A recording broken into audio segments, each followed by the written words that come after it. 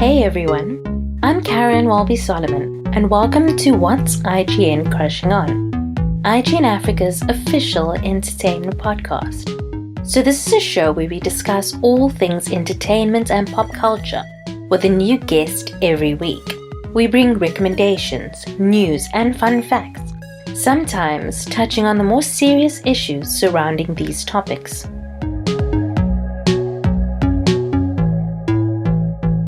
This week on the show, we were joined by Rozanne McKenzie. Rozanne is a TV producer, a presenter, a radio host, voiceover artist, actress, and much more.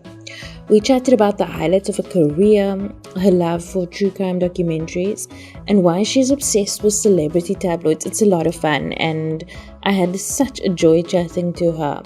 You can listen to our interview here.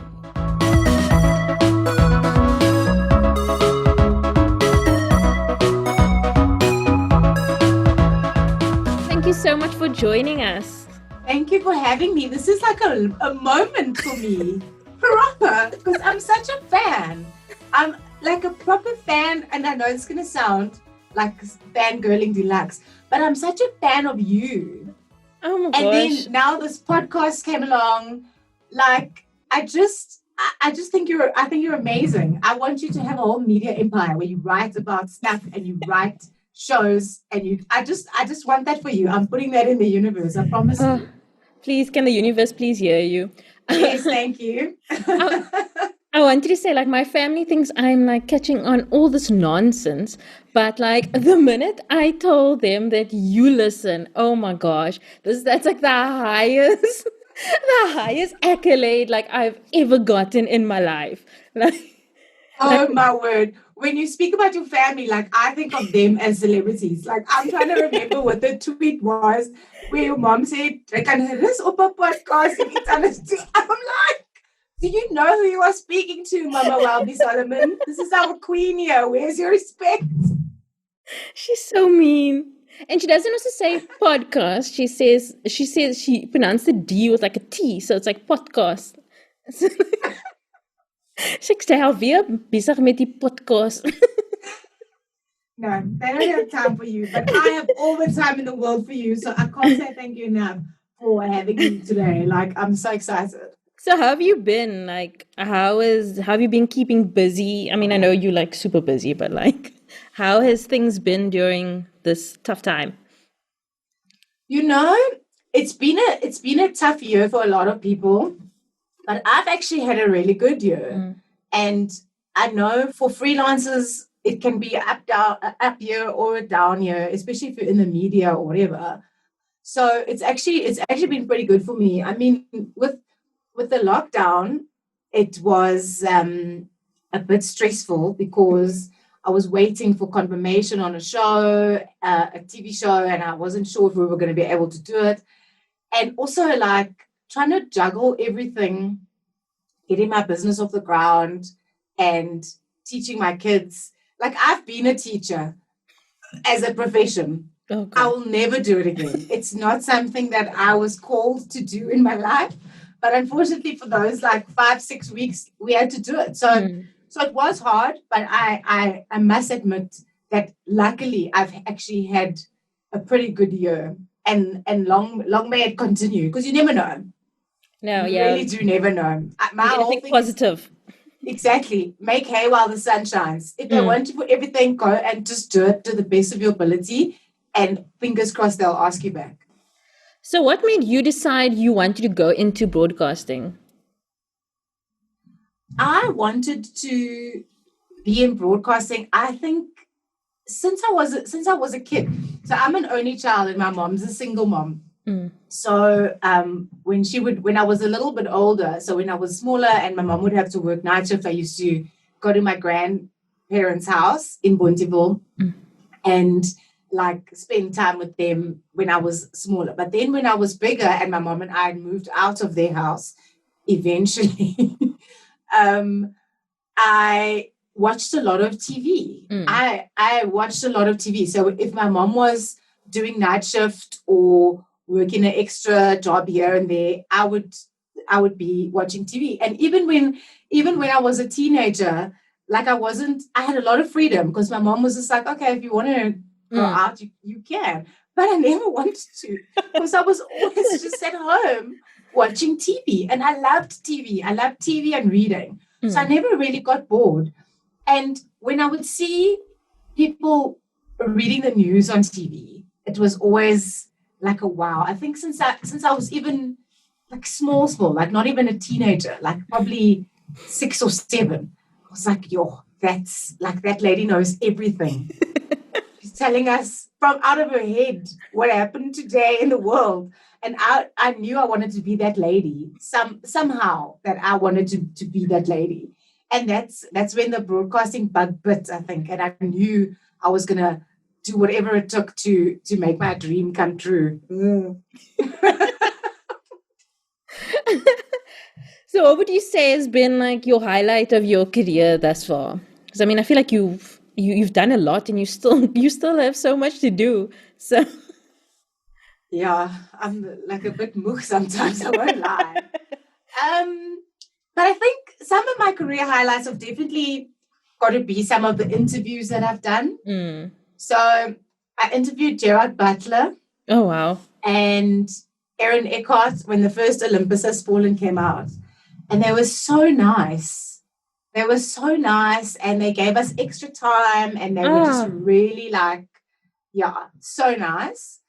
And then I've also interviewed John Cleese, who I was wrecking it for that one. I won't lie. Like I was proper nervous because it was one of those junket things where like you get this much time and he's already answered the questions so many times before, but he was so nice and he really seemed like he was enjoying speaking to me. He is a very good actor as well, so that could also be the reason why he was pretending to be enjoying speaking to me, but he did a very good job. And then like my main one that I always say is interviewing Archbishop Desmond Tutu was a huge thing for me. Because also I interviewed him in Afrikaans and it was his very first volledige, complete interview that he did in Afrikaans. And he was so humble and so nice. And just, it was like, this was about maybe 10 years ago. I think, no, it was 9 years ago. It was in 2011. And it was just something that I'll never forget. Like, it was just great. And then I guess this year is I'm going on and on and on, but anyway. I guess this year would be having the first TV show that I produced be broadcast on VIA. Like I'm so proud of Omgee Engele, like the work that went into it and just all the obstacles that we faced, you know, like shooting under level 4 and like not knowing if we were going to make our deadline and for a first production, like I couldn't have had it worse.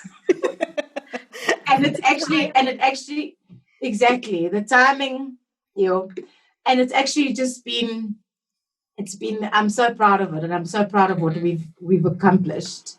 So yeah, tell me more about Omgee Engele. Oof, look at me trying Afrikaans. No, sounding lekker there. Sounding very lekker. So Omgee Engele is it's an idea that I had a couple of years ago. I work as a presenter on Jacaranda FM. And a couple of years ago, I had spoken to someone on the team about making a TV show out of Good Morning Angels. So Good Morning Angels is this charity initiative that happens on Breakfast with Martin Bester, which is the breakfast show on Jacaranda FM.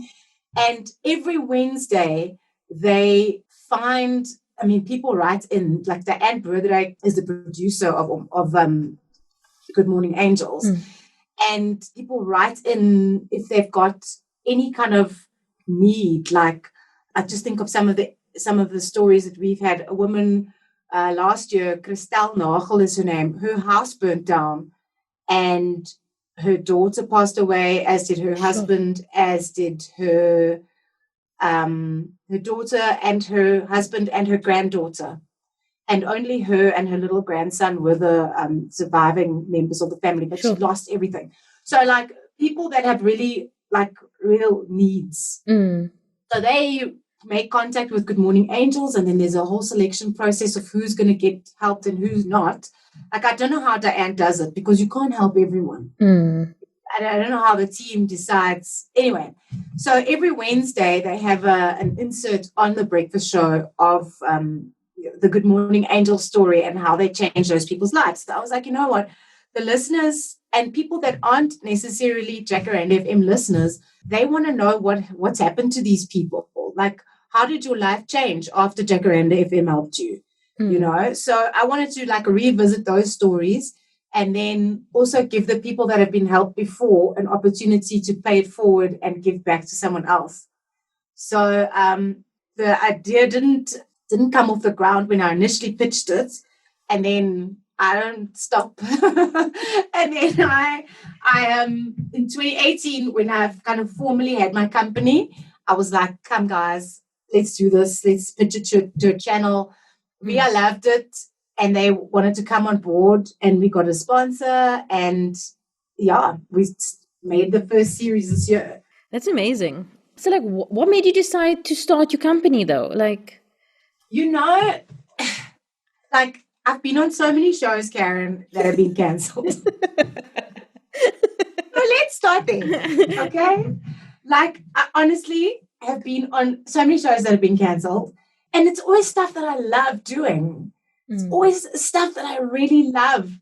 But then it's nothing that the show's done wrong or that I've done wrong. And that was a big learn for me, where I was like, oh, maybe I just really suck and I'm never going to be on another show ever again.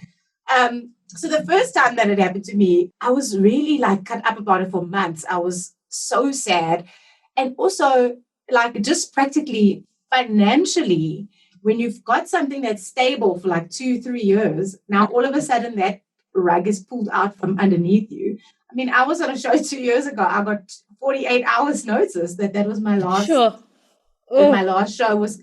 I walked in on the Monday, and you know this. Yeah, I know that the classic blind side. I walked in on the Monday, and they said, "Oh yeah, you know, Wednesday will be your last bulletin." I was like, "Sorry, huh?" So I just want to also not be dependent on contracts getting renewed and on my work in front of the camera. I wanted to build up a new set of skills and be able to also create work. And then from a more kind of global viewpoint, I don't think there are enough women of color at the table making decisions making decisions at channel level, making decisions as executive producers, showrunners. So it's time now for us to take our place. And if I must start small, I'll start small. If I must only be at that table in 15 years, I don't care.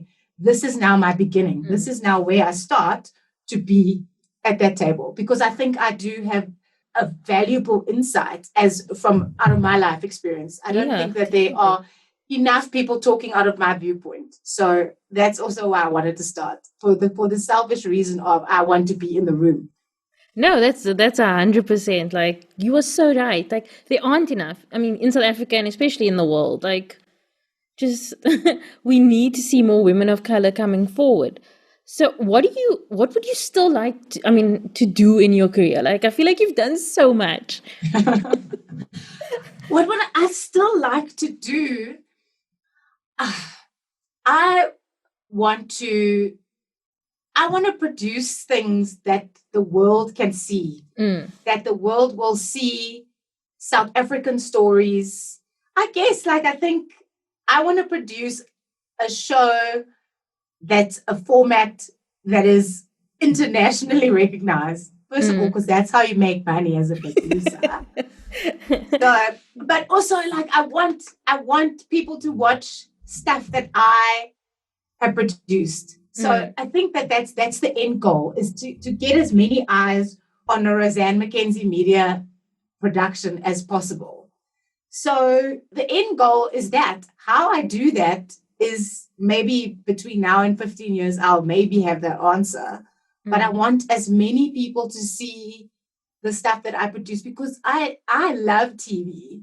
Yeah. I absolutely love TV. So if I see, like, if I watch a show and you see that little logo that comes up at the end of the production company, and they made that, you know, like that team made that thing that you were so engrossed in for 48 minutes or 24 minutes of your life for that week, and you can't wait to see the next one. That's the kind of stuff I want to make.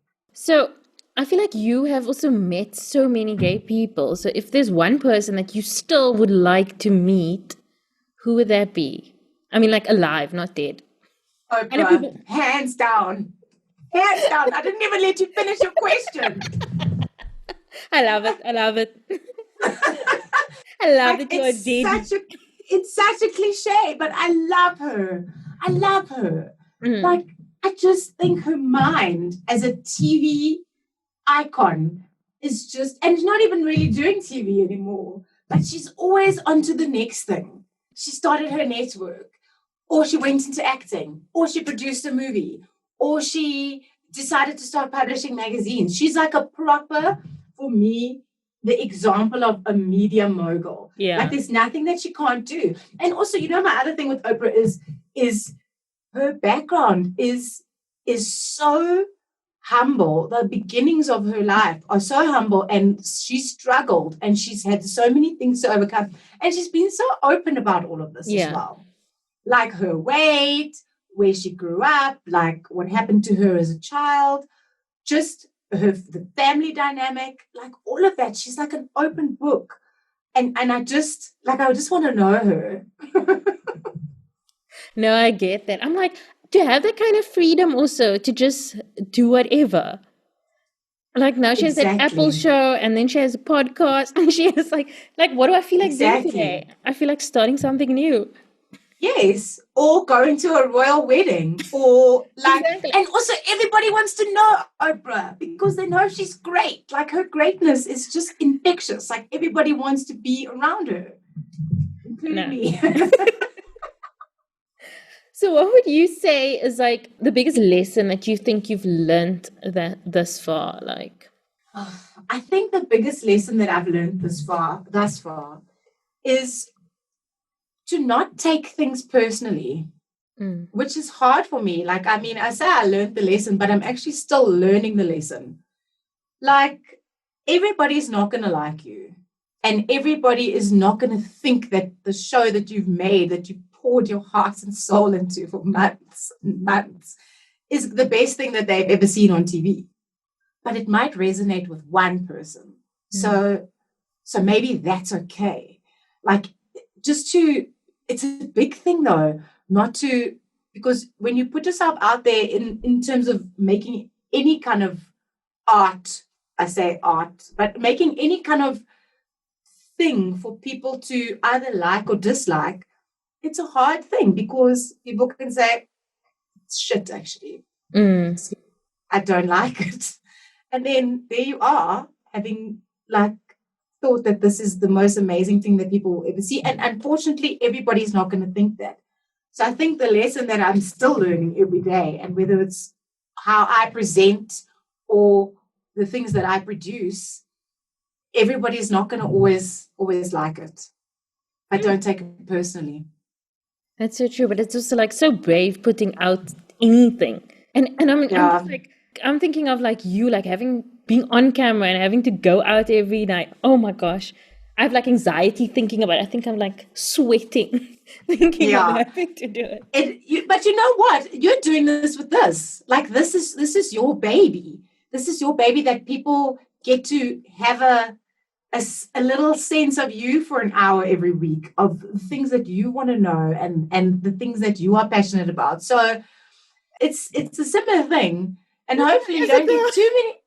Hopefully you don't get too many tannies coming up to you in the street telling you how fat you are, because that's always a bietjie van 'n leerskool. It's just like having to bite your tongue. Oh my gosh, has that happened? No. It isn't. Karen, has it happened? The amount of times. Someone said to me, I was emceeing an event the one time, and this lady came up to me and said, can I speak Afrikaans here? Yeah, go ahead. And she said, weet jy wat? Jy's nogal groot gebou, hoor? Maar nogal lekker gebou. And I was just like, okay, you just came up to me and said that. And people go, oh my word, you do look as big as you aren't. Oh my gosh, I hate people. People are, wait, this is my most recent one. Someone said to me, you know what? When you're in a group photo, don't stand on the outside of the photo because it just makes you, on the outside of the group, because it just makes you look so much bigger than the rest of the people in the group. Make sure you stand behind someone or like in the middle. Like, how do people think that that's okay? I'm like, how does your mind work? I can't fathom that. I also can't fathom it. And I think that's why I don't get upset, because I tell some of my colleagues about the things that I've had people say to me. And they are just like, I would just go postal. Like, I would tell that person exactly where to get off. And you know what? Like, I've had it so many times, and I know I shouldn't like let people bully me, but I'm at a point now where I try not to let it bother me. Yeah, gosh. But people have opinions. Oh, opinions. God. You're a brave girl. No. I would have been crying every night. I would never be able to. Don't worry. In the beginning, I was, stuff like that would break me. Like, honestly, yeah, proper. God, proper. But now I try. No, don't worry, my mom is still harsh. Last year when we went to the UK, my mom was like, oh my word, when you got off the plane, I thought you were pregnant again. Oh no. She was so excited for the third grandchild. I was like, no, can you relax, please? 2 of them are enough. Oh, your son doing his little broadcasting thing was so adorable. Oh my gosh. I still showed like my sister and stuff. I'm like, this is the cutest thing. Yeah, reporting live from my room under lockdown level 5. Shame.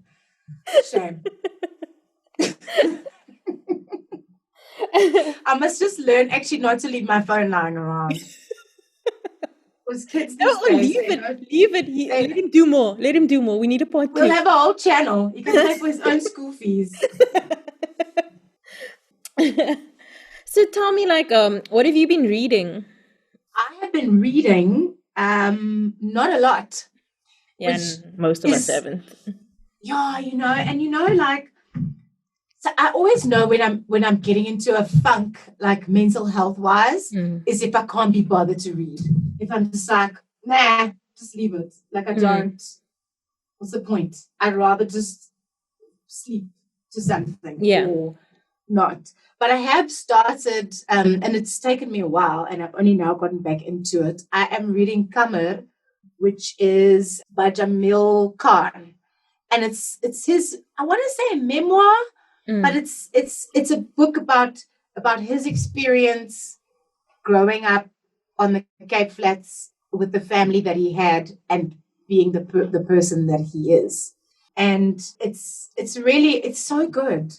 It's so good. And his descriptions of the places and the people and all, the aunties in the street and even his parents, like a lot of it is quite heavy, because he speaks about, initially he speaks about his mom and dad's alcoholism and how it affected him and his sister. And it's just like thinking that someone had to go back to that place. And it's very clear that he does go back to that place, because the descriptions are so vivid and so clear.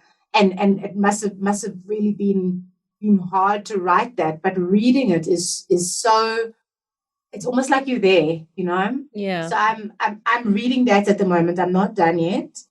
And then I do have I have a very guilty pleasure.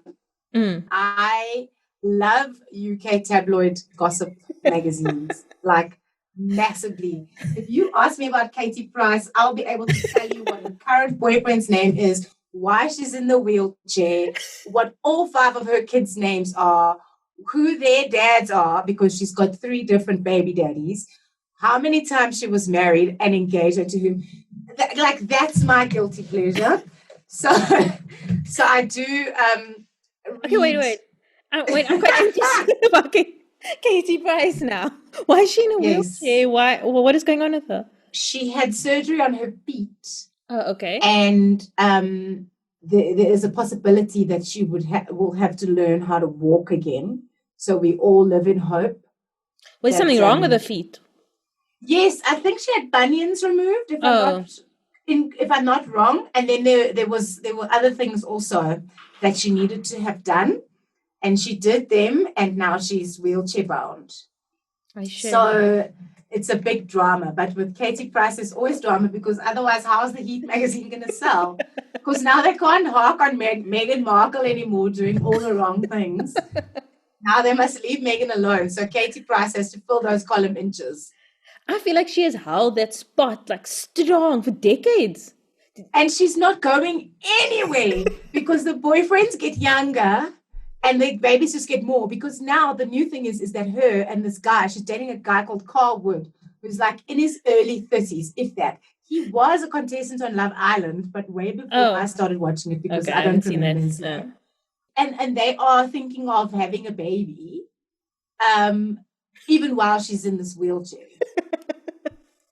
So she creates the drama to make sure that she doesn't ever leave the spotlight, even if it's having 5 unnecessary plastic surgeries a year. She's out there going to Turkey, getting that procedure done, getting packed off the plane. I'm sure she's phoning the people. They have like an email schedule of where Katie Price is going to be and at what time, and then the paparazzi's outside there to catch the moment. If not, if she's probably getting someone, her boyfriend, to take the photo and send it to the Heat magazine. Possibly. Yeah, because what else is she doing? Like, what is she else is she doing career-wise? I really want to read a book, though. Which one? She's written a few memoirs. She's got a lot of stories to tell. Some things that weren't in the Heat magazine that are exclusive to her books. And I think she's writing another one. I'll double check that for you. Did you see Mariah Carey as a memoir out now? I'm actually really keen to read that, though. Me too, because she's going into like vivid detail about her relationship with Derek Jeter. I also wouldn't mind having a relationship with Derek Jeter. I'm not gonna lie. But yeah, like proper details there. I love it. I love a trashy memoir. I really do. Tell your own story. Bring out your own gossip. I love it. Yes.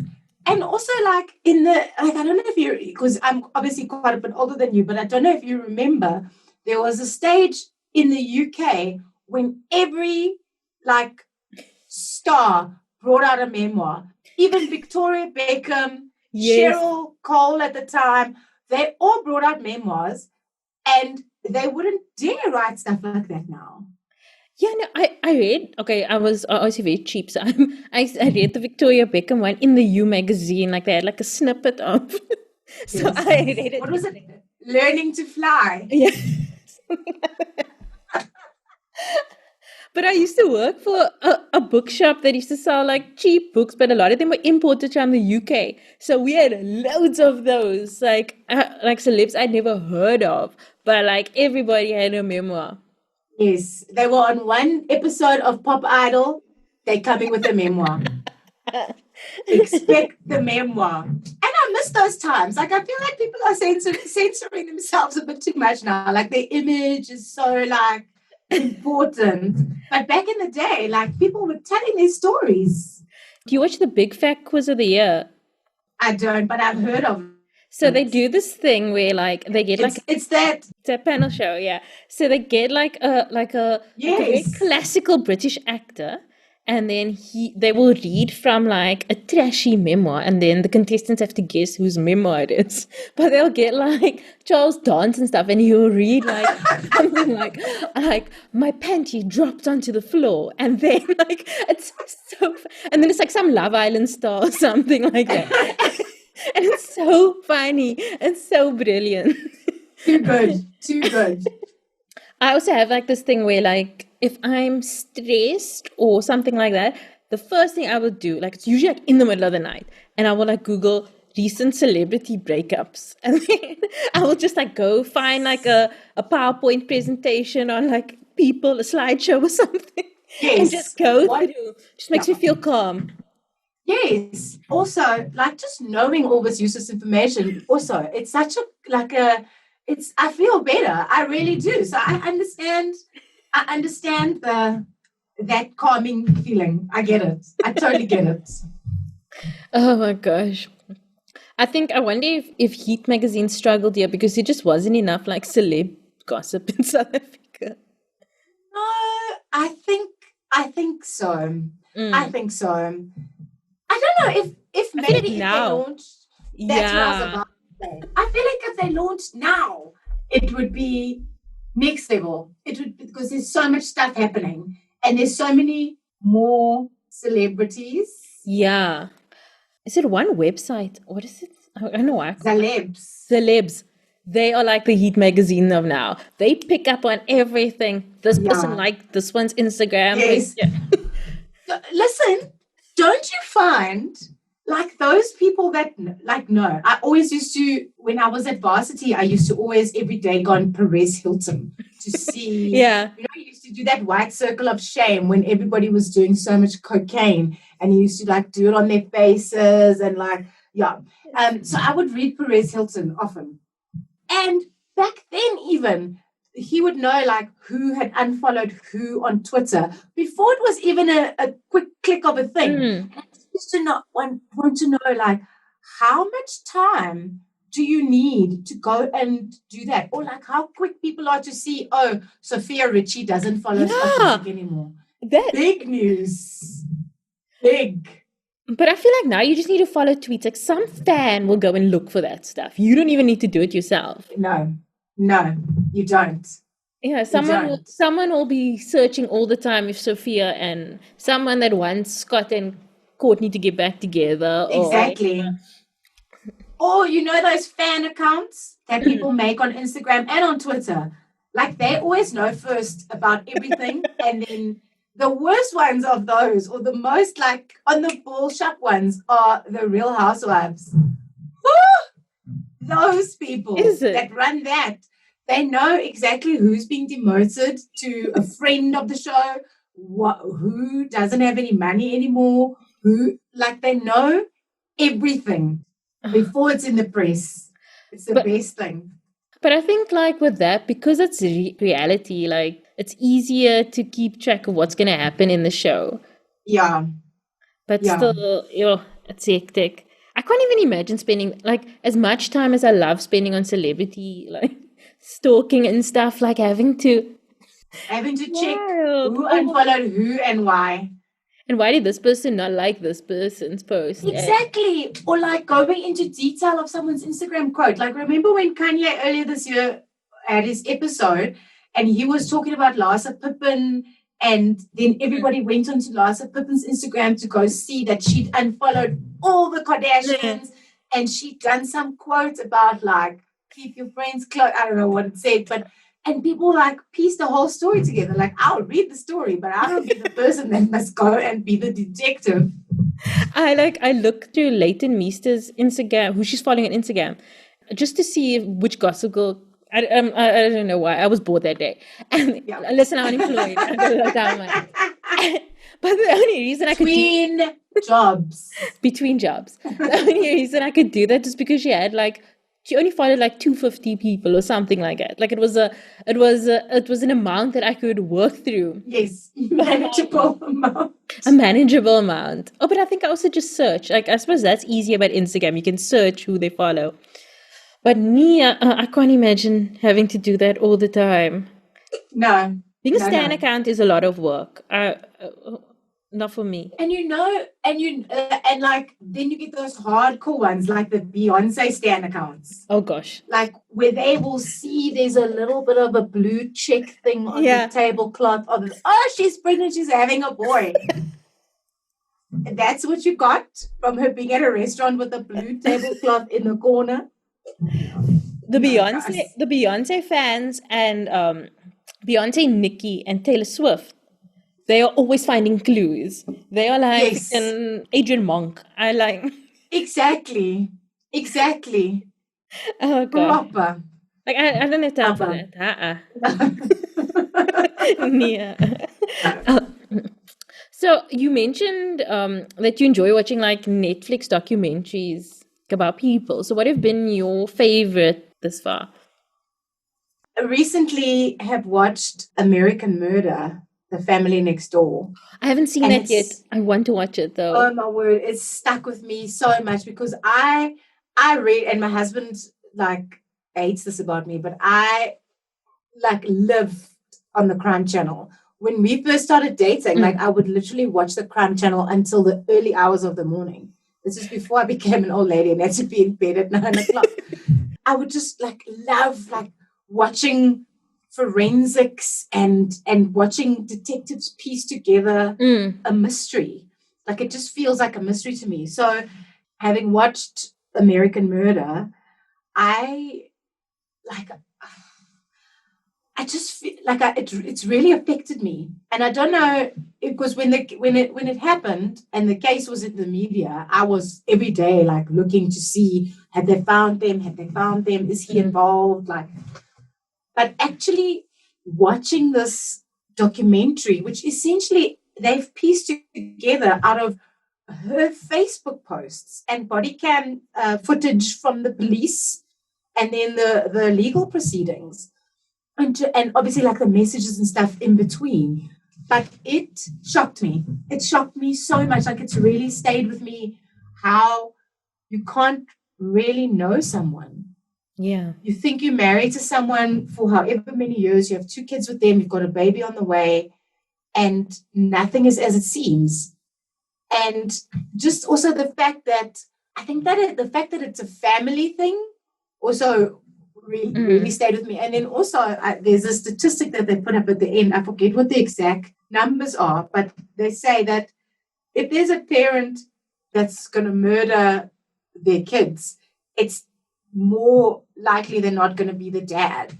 And I know that this whole, like we've had so many debates about this men are trash thing and can you actually ever really trust your partner? And that documentary really just brought up all of those questions for me, like major.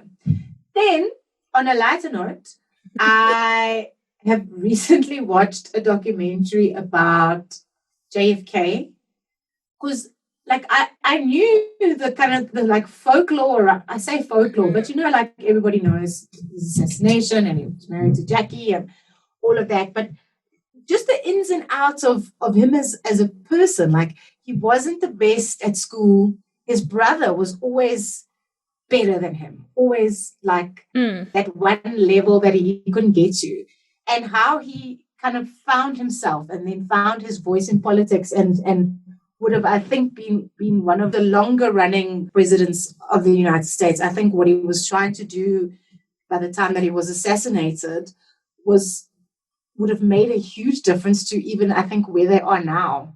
Yeah. So that was fascinating and not as harrowing as the other one that I watched. Yeah. I love they're zeroing in on specific people. Documentaries is so good. I actually want to watch the Jackie one as well. I'm quite keen to watch it. Have you seen that one? Yes, so I've seen the Jackie one, and the Jackie documentary is part of it's a 2-parter, but each one is on a different person. And the 2-part series, I want to call it, is called Sisters. So it looks at Jackie and her sister, whose name I've now totally forgotten. The Lee. Radziwill. Lee. Yeah, Lee, yeah. Jackie and Lee. And then in the other one, it looks at Amelia and Muriel Earhart. Oh. And just how it kind of like juxtaposes the famous sister and her path and the non-famous sister and how their lives diverge, but they still need each other. And they still are interwoven in each other's lives, even though their lives are so vastly different. So I thought I loved that. I thought it was so fascinating because the only thing, this is how cultured I am. I knew about the Radziwill because Carol Radziwill used to be a real housewife of New York. And that's how I knew about the Radziwills. I didn't know that that it was that much of a close, that she's basically Jackie O's niece. But yeah, we live and we learn. Netflix is there for that. And Netflix has also, for me, made the documentary sexy. Like, there's so many different things that I've watched documentaries about that in my life I would never go, let me watch a documentary about why we shouldn't eat meat. Like, I didn't want to watch that 5 years ago. Probably wouldn't even want to watch that 3 years ago. But because of the way that they've packaged, and because of the way that stories are being told now, it's really freaking interesting. Because it's like they advertise their stuff, and it's like, I haven't seen that octopus documentary yet, but so many people have watched it. I'm probably going to end up watching it. My parents bought me like National Geographic documentaries when I was small, and I'm like, I want to watch this shit. But I used to get so bored. And I watched the one 100% on Coral on Netflix, Chasing Coral. And like, listen, if I don't care about don't care, but I mean, if animals are boring to me, plants are. So, but I watched that thing and I was crying by the end of it because they are so good. And like, now you want to watch, like, now I'm going to watch that octopus thing because everyone's talking about it. It's like Netflix keeps saying we have this documentary here for you on my notifications. I'm going to end up watching. Exactly. And it's good because now, you learn about things you probably wouldn't have. 100%. 100%. Like, even, and also, what's also great with that kind of talkability that's created now. Like, I was thinking the other day, like, when I was at school, like, we used to always talk about, when we used to watch Beverly Hills 90210 in simulcast, and the Afrikaans was on the TV, and then you could put Radio 2000. Yes, and Melrose Place. Then the next day you would speak about, like, what happened with Brenda and Dylan, and, like, and then for a while I felt like when TV kind of took on this thing where it's not actually TV and you watch a whole bunch of stuff at the time when you want to watch it, there's not that kind of next day talking on the playground thing. But now everybody's talking about stuff together. Like, you'll hear, like, in the 1 week when The Social Dilemma came out, I haven't seen that yet. But literally 4 different people that I know that are not connected to each other in any way were all sending me WhatsApps or on a call saying, listen, you must watch The Social Dilemma. I didn't listen, but I want to watch it. It's on my list to watch because people that I know have watched it and said that it's amazing. Yeah, no, I agree because I remember when Netflix, first came to South Africa and people were complaining. They're like, oh no, I want to talk about an episode of Sense8 the minute it comes out. I don't like, like with everybody. But now you can talk about the entire season with somebody. Exactly. Although it takes forever to watch stuff. And then I'm like, oh my word, guys, have you seen that? And everyone's been done talking about it for months. And they're like, Karen. But don't you also feel like, I feel now almost like there's an overload of stuff. Yeah. Like my list of things I want to see because you've got Netflix, Showmax, DSTV, SABC, ETV, even though we have all seen Anaconda, sometimes it needs another watch. Like, there's all this stuff. And then I just feel so almost like overwhelmed because I want to watch all of it, especially now because Showmax is coming through, with stuff that is so current and so new that America's only like watching it now as well. Yeah. So I do feel a bit of pressure that there's almost too much of a variety. I'm not saying people must stop making content. Definitely not what I'm saying. But I do feel like all of the things that I feel are up my alley, there is so much of it. Yeah. And I don't almost know where to start.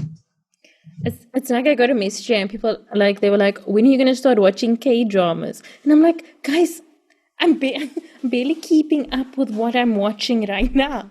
What's K-dramas? Is it like Korean? Yeah, Korean dramas. But K-pop? Yeah. So Netflix has like quite a big selection. Okay. So and a lot of people have been into it. I can't speak with any kind of knowledge because I haven't seen any, but I've heard it's very good and I've heard they've like got good romance and it's fun and people have really been enjoying it. So I want to watch it and like it's been recommended to me by so many people. Are they like telenovelas? I don't think so. I don't know a lot about it. What do you want to go fast for, Annie? I don't know. I don't know, but I don't think it's like telenovelas. But yeah, as I was saying, like now that it's so easy to watch content from anywhere, you can watch content from South America, like Brazilian shows. You can watch, especially with like Netflix and with Showmax getting more and more things from other African countries. Like it's a lot. So what are your favorite things to watch other than like true crime? Oh man, I love. Like if I could choose one thing to watch every day for the rest of my life, it would be Survivor. Oh, definitely. American Survivor. It's the best. That is my number one show. It's better than any scripted TV show I've ever watched. For me, Survivor is the epitome of what TV should be. I just love it. Like the production value and the location, and then just the personal dynamics where you root for someone, and then you get so emotionally attached to this person who's going through the most on an island in the middle of the Pacific or wherever they go. And then that, and you really want that person to win and go through. But then that night, someone decides to vote in a certain direction, and then that person goes home, and you're just like, oh, like it's the best show. So Survivor. I also quite enjoy. I like to take a break, like from thinking. So I have recently binged all 3 seasons of Selling Sunset, and like, wow. What, have you seen it? I have not seen it, but I've been hearing so much about it. It is pure fluff bubblegum TV. It's like the human incarnation of scrolling through Perez Hilton or checking celebrity breakups in the middle of the night. It is so, it's just like, it's like what the Kardashians used to be. In terms of entertainment value. And there's this chick on it called Christine Quinn. And she does not care what comes out of her mouth. So she makes so much drama. So you know what the thing is for me? Like, I think Americans with reality TV, I think they get it. And I think they get it because they are American. And I don't know if that makes sense. Like, I'm not saying the stuff that we produce here is not on the level. But in terms of the people and how they interact with cameras and how they create the narrative in a reality show. Like, I mean, South African Survivor is great. I watch it every week. I've got stuff to say on Twitter every week. And I can't wait for season 8 when eventually they can go and shoot it wherever they go. But American Survivor, those American people, and like it can be somebody from a farm in the Midwest that doesn't even watch TV. That person's personality just makes the show, and the interaction with the other personality types. And I don't know, but Americans in reality TV are match made in heaven. Absolutely. Absolutely. But you don't think it's like just like a really excellent casting? Like they know who to cast. That as well.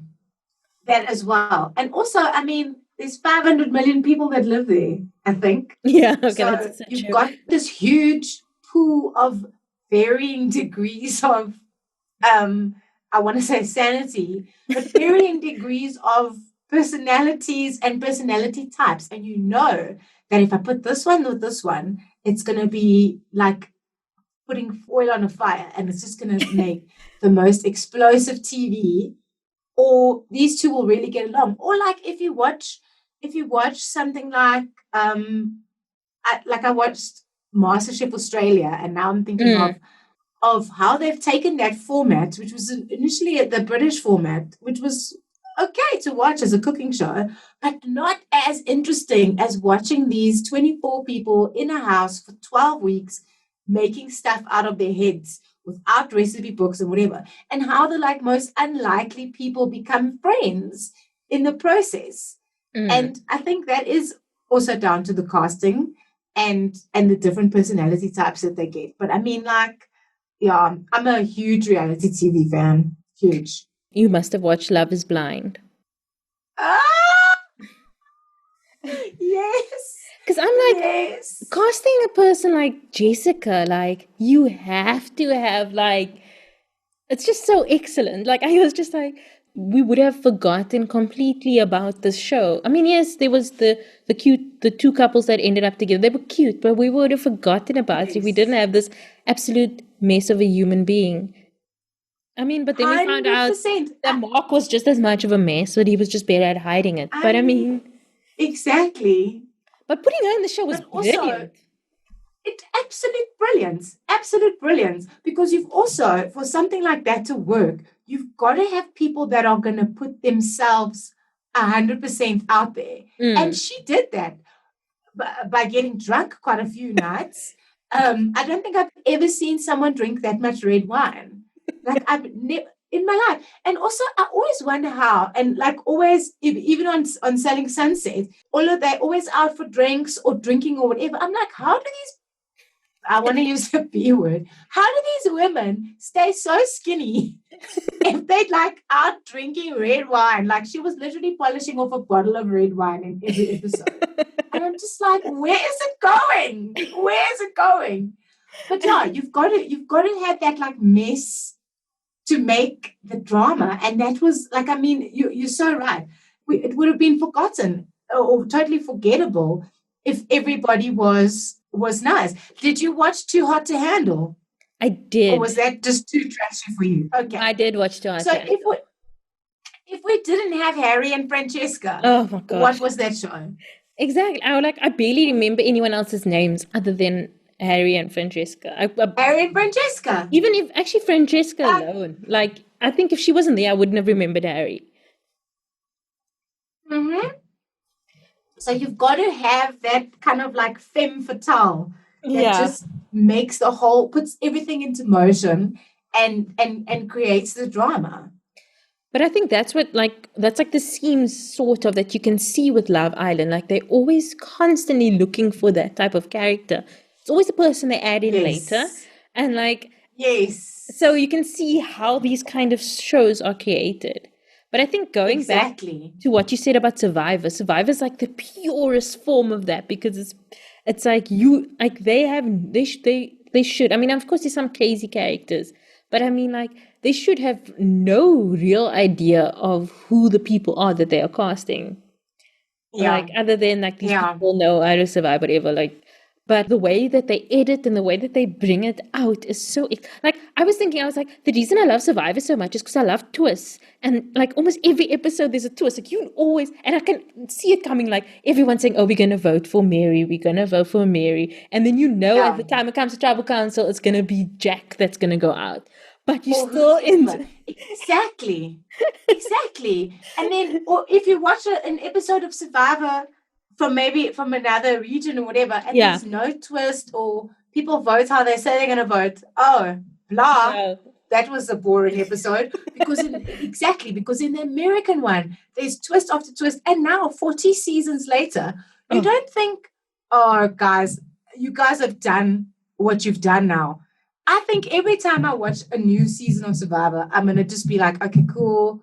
Maybe 3 or 4 episodes in, I'm going to like lose the excitement of the fact that it's a new season and I'm just going to move on with my life. No, I'm living for that next episode because I know that it's going to just catch me completely off guard what they're going to do next. And I don't know how they keep coming up with it. Even the games. Even the game. Like it's just goes to a level that I can't even wrap my mind around that. I just wanted to say something around that Love Island point that you made.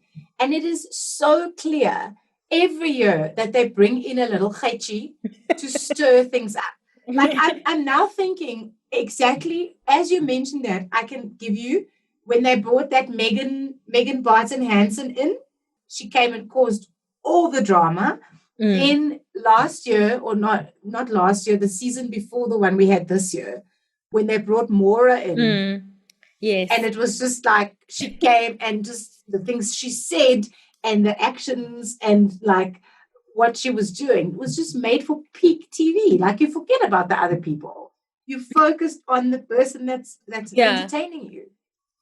It's brilliant though. But Yeah, it is brilliant though. And a lot of them, obviously with Love Island, a lot of them do go on to have careers as reality TV stars and whatever. But I don't know if in South Africa, if you were such a shit stirrer on a show, if people would forgive you and that you would come out and have this amazing career. I always say to my friend, I have a friend who's a huge Survivor fan as well. And I always say to her, like, I feel like I could do the show, but I don't think I would do the show because I would be Boston Rob. Like, I would lie. It's like it's $1 million. But then I think to myself, okay, it's $1 million, and then you come out and you have no career because you lied to every other person on the island. So I think I'll stay on the couch for Survivor. I don't think I'm gonna join the tribes anytime soon. My friend Najwa, she's like a diehard. Like she plays like she did the online. Yeah, she did the voted online. For her. She won, and like, but she knows all the moves. She was like, I'm being like Tony now. Like how? You watched Survivor 40, didn't you? I did. How amazing was Tony? Like I couldn't actually deal with how good he was. He was good, but I was rooting for Natalie from the day she got sent to exile. So I was like, I get. I honestly thought, like in my heart, I was like, the correct 3 people were in the final. Like I thought Natalie worked the hardest on what is it called? Exile? Was it exile or redemption? It was. I can't remember. On that island, she worked the hardest. Tony was playing the flashiest game, and Michelle knew how to maneuver the underdog game. So I was like, those 3 were the perfect 3 to be in that top 3. Like nobody else deserved to be. Absolutely. But now, Karen, like in the 40 seasons that Survivor has been on air, it's literally become like a chess game that people study. So they think of all the moves and they think of all the possibilities. So when you are even on day 1 coming in, it's not even about finding water or making a fire or building the shelter. It's about already kind of being 3 steps ahead of the other 17 people that are there playing this game with you, you know? And that for me is fascinating, that people, it's really like just a game of wits. I think it's very interesting to see like the way Adam plays the game, because he is like he watches every. I mean, like I didn't watch his season, but basically Najwa told me, because she's also a student of Survivor. But she was like, he has watched every season. He's watched the South African version. He's watched the other. You know, like he knows any move that can be made. Because she was saying that the one move that he made when he tried to get because I also haven't seen the South African one, but when he tried to he thought the podium was an immunity idol, and he said that happened on the South African. She said that happened on a South African Survivor, so that's where he got the idea from. And I'm like, what? Like to have him like that is literally you are studying that. That is your course in like. Yes, exactly. They should have a university course on Survivor, and they wouldn't run out of course material, because it's just getting better and better. Yeah, I have Boston Rob and Sandra teach.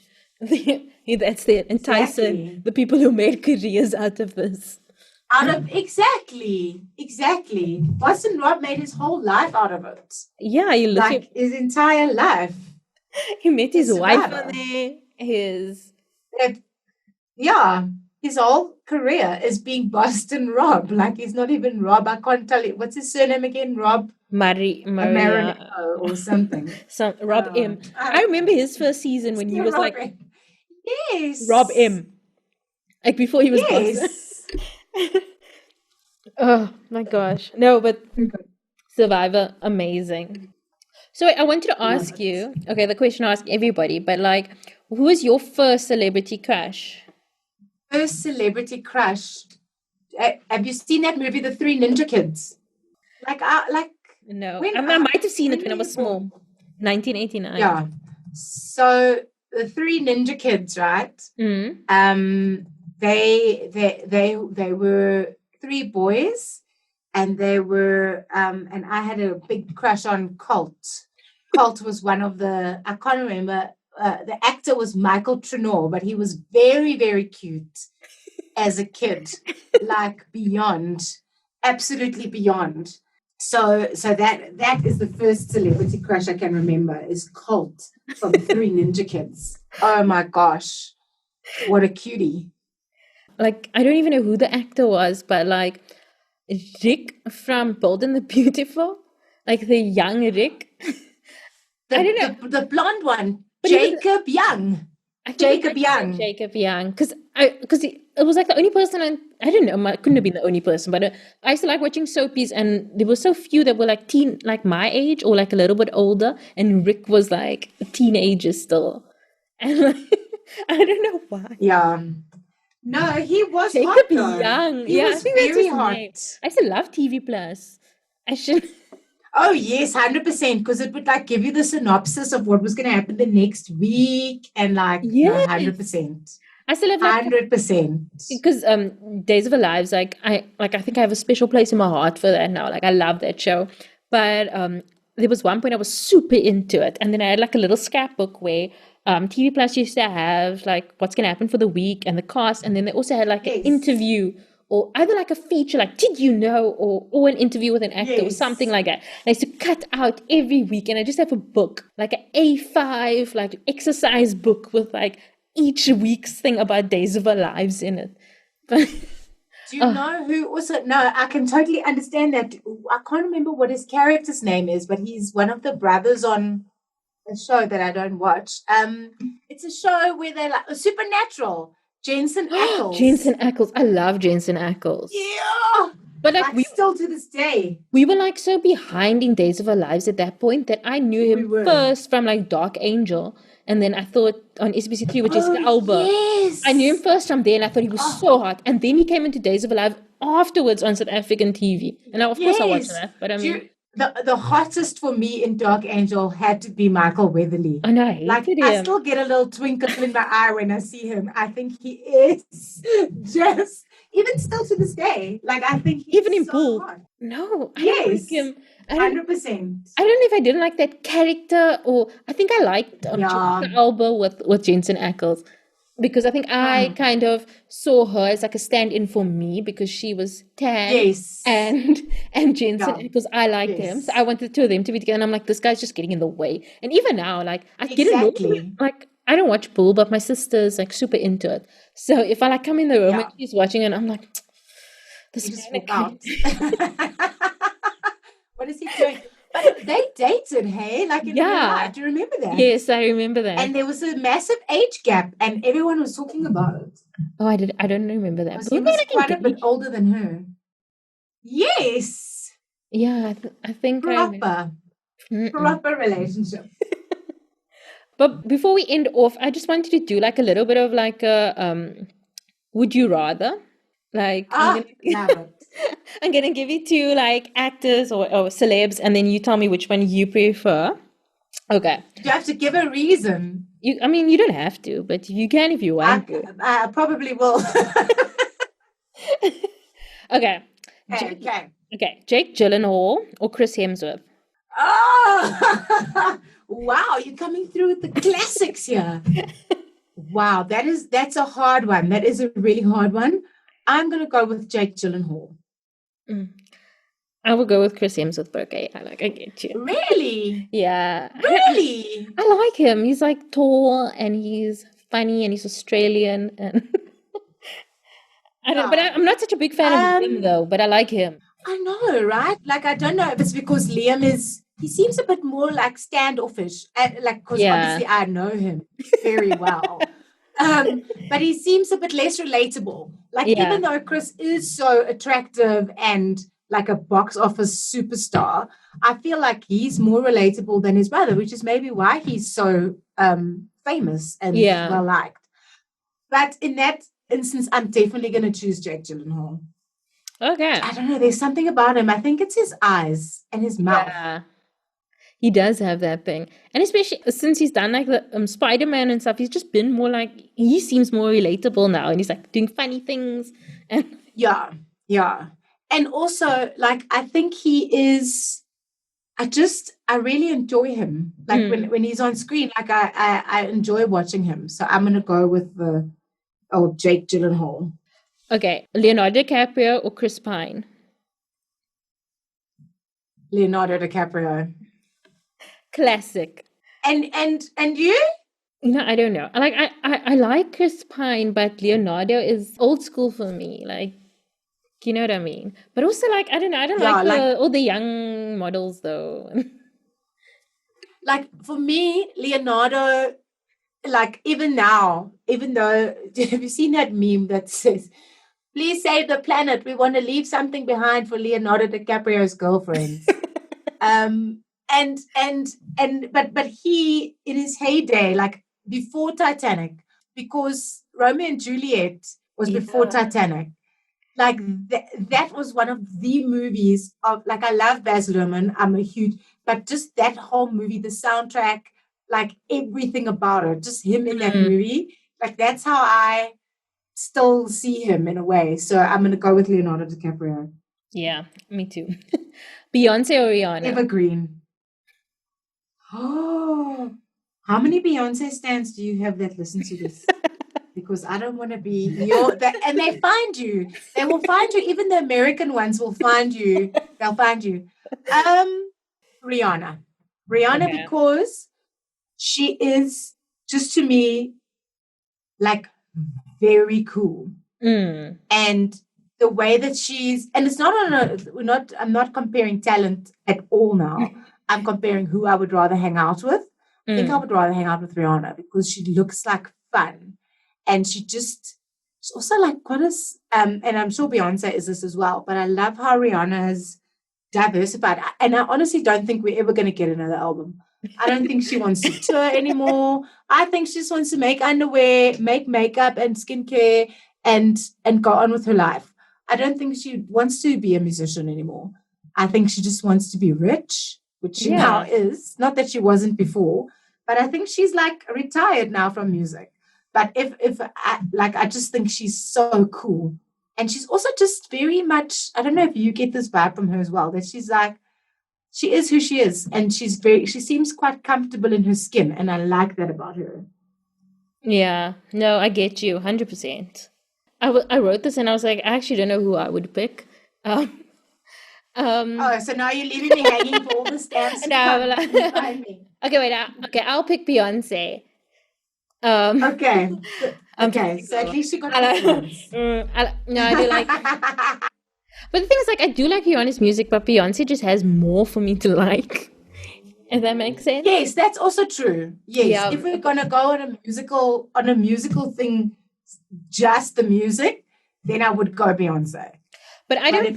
If it's like, yeah, I want to say I think I'd get along with Beyonce because I think she's kind of like chill and like she seems quite like reserved. But I also don't know if that is what she's like because we don't know enough about her as a person. So yeah. Either or. And I do think Rihanna might be a bit like, I think I might bore her, if that makes sense. Yeah. I think I'm a little bit. She'll be like, okay, Karen, can we go out? Party. I'm like, I'm tired. I need to go sleep. Where's my cup of tea and my blanket? Please. It's 8:53 p.m. Yeah, that's so true about Beyonce. But it's like what I was saying earlier, like, Beyonce used to give interviews all the time. She used to give little sound bites and whatever. But now as she's become more guarded about her image, we don't get that anymore. Like if she's doing an interview, she's doing it with herself and someone is just shooting the cover, someone that she's chosen. Yeah. So she's at that point now where she's like almost like curating what we know about her, which I mean she's earned now. Yeah, but also makes her less relatable in a way. Yeah, but and I suppose like she will always have her fans. Like I was talking to some media people about like interviews where celebs interview each other, and they were saying that it's such a way to control the narrative because you don't really feel like you're getting anything new. It's usually just people like praising each other, and not Exactly. So I'm like, but so that might be a little bit less approachable. But I do remember Rihanna's interview with Sarah Paulson. I read that and it was so good. So like, and I felt that Yeah, she but was Sarah very Paulson open. can do no wrong. Oh yes, you're a Sarah fan of Paulson Sarah can do no Paulson. wrong. Yeah, she can do no wrong. But on that topic of like celebs interviewing each other, I think that's what happens often when a talk show host, and it never happened in my opinion, it never happened with Oprah, where a talk show host is actually more famous than the person that they're interviewing, to the point where it's almost like the interviewee is just so excited to be in the presence. And I'm probably going to get some hate for this, but I think that's what's happened with Ellen. Like Ellen is so much larger than life. Yeah. And the people that come on her show are like minor celebrities in comparison to her.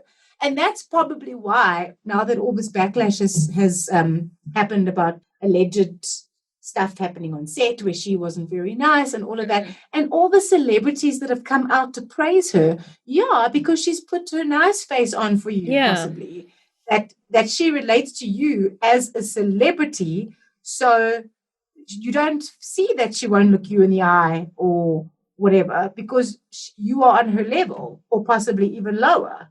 Yeah. And I think that like talk shows have also changed so much. I was listening to Rob Lowe on his podcast. He was interviewing Gwyneth Paltrow, and he was saying like it's tiring for them. Like they're like, you can't just go into like Jimmy Fallon and like talk about the movie you're promoting. You have to play a game. You have to shoot a ski. You have to do all these things, and it's like exactly. And they like, they're like because he was talking about why he started his podcast, because the two of them have been like friends since like the early 90s. Yes. He was like, why have you decided to do this? He was like, because like, sometimes you just want to talk and you don't want to like shoot a 10-minute video and have to play pin the tail on a donkey and carpool karaoke and all of that stuff. Like, it's like I was saying the other day to someone, I was listening to details of some competition, and it was literally like you had to jump through hoops to get entered into this competition. I was like, Losie Price, just leave it. I don't actually want it. I'm not going to do that to myself. Where's the competition, Karen? We're like, you just wrote in who was the celebrity guest on this week's episode of da-da-da. And you sent your answer in and you got spammed with unsolicited messages from the sponsor of the competition, and you either won or you didn't win. But now you must you must do this, and then you must tag this person and hashtag this, and then you must make a video of yourself making a noise like a fire engine, and like, nee, ek is moeg. Am I going to win or not? Please. I used to win a lot of competitions when I was like a teenager. My mom's like, why don't you enter competitions so much anymore? Because I was like, because when I was a teenager, I used to write this, either used to email or I used to write it on the back of a postcard, and then that's it. Now I have to do so much stuff that I'm like, nope. Like, And also the quality of the prizes has gone down. So it's like, you get this and this. But meanwhile, you used to be able to write in and then you used to win a car just from collecting stickers at a shop or whatever. Now I must pretend to be the car on Instagram in order to get into the... No. Thank you. In order to use the car for a month. Not even your car after that humiliation. Nah, man. Anything I have to make a video for? No, never. When you're making a video to enter Survivor, there's nothing else. Exactly. I love those videos that they make when they show them like running around in their gardens. Yes. Like painted with face paint and like running around with like buffs on their head. No, too good. Oh my gosh. Good. You know what they should do? So, like, I know we're like going way off topic, but like what they should do next season for The Bachelor or whatever, South Africa, is they should show us those videos that they make. I want to know what these guys are making to get into, like, to become a contestant on The Bachelorette. I want to know. Like, what did they say? 100%. What did they say? 100%. I'm a great boyfriend. I've been single for 7 years, but I do know from the half of a relationship that I've had that I would make a good boyfriend. I'm actually looking forward to that, but I don't know if it's going to come this year because, how are they going to work around it? Like, what if she wants to kiss one of them or whatever? I saw on Instagram that they started filming, that she was in Joburg.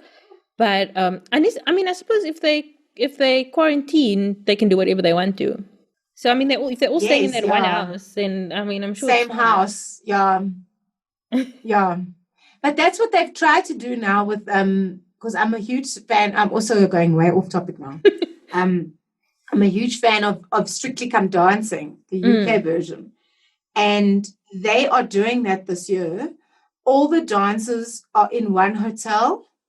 And the celebrity contestants have to essentially, if they're not at their job or at rehearsals, they have to like isolate basically so that they can create this bubble.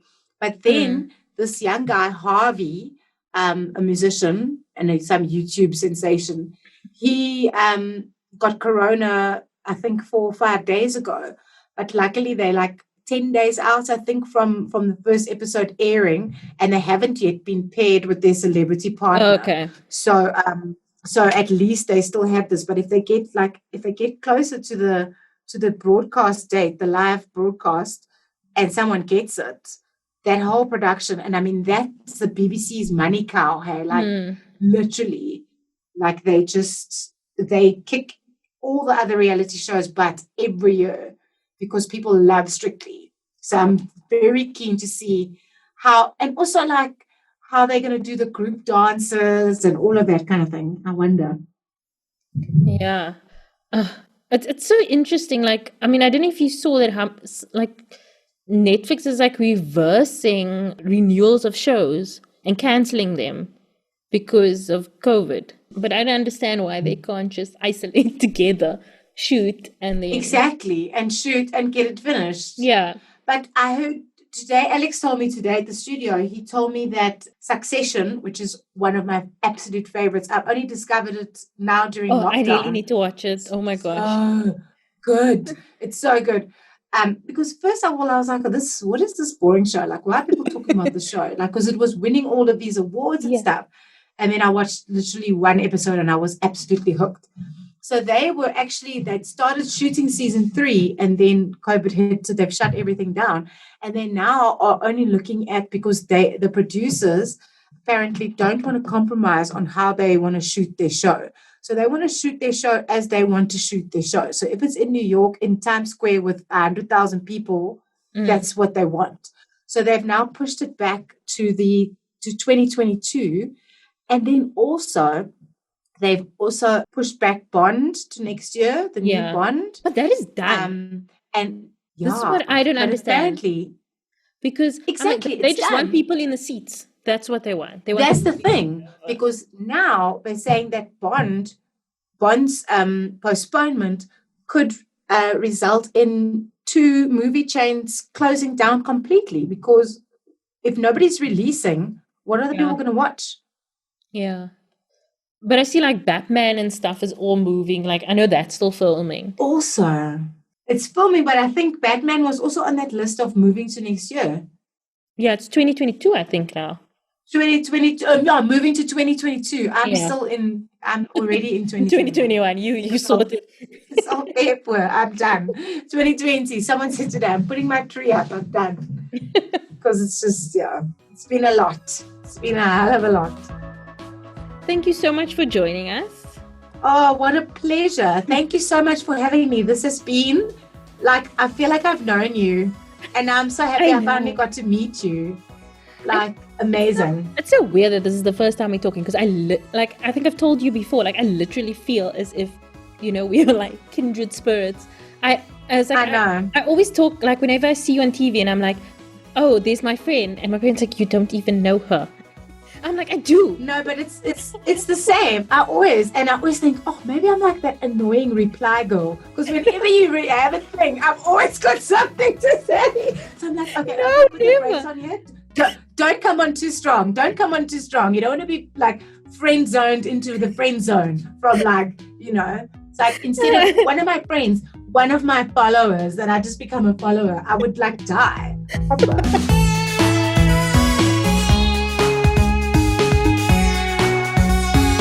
So that was our interview with Rozanne. You can find her at ROZMCK on Twitter and at McKenzie on Instagram. Her new show, Omgee Engele, is on VIA, which is channel 147 on DSTV on Wednesdays at 6 p.m. Links to everything discussed will be in the show notes. I'm alone here today, so I'm just going to give you a little bit of what I'm crushing on this week. It's kind of boring to do by myself, but anyway. So this week, I spoke about this in my newsletter, but I've been loving old episodes of The Mary Tyler Moore Show. It's an American sitcom that ran from 1970 to 1977. And it's very much an old school sitcom, which means like it's like very like fun and very simple and not that heavy like a lot of the ones we have nowadays. The fashion is cool, and what also makes it great is that it's centered around a woman in her 30s who is single, like not divorced, none of that stuff. And it's just really, really fun and funny. And if you're looking for something to just like to keep things light in these times, like I suggest you YouTube The Mary Tyler Moore Show.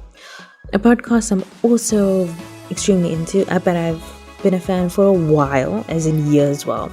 But I was listening to quite a few episodes this week, is Unqualified with Anna Faris.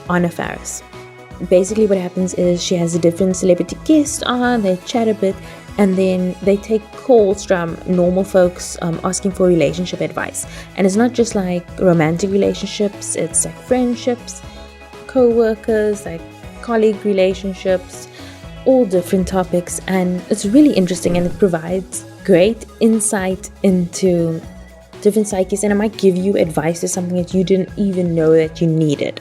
So yeah, that's all from me. You can catch me on at Karen Walby on Instagram, at Karen Walby's with an S on Twitter, and sign up for my newsletter, Wildest Dreams, at wildestdreams.substack.com.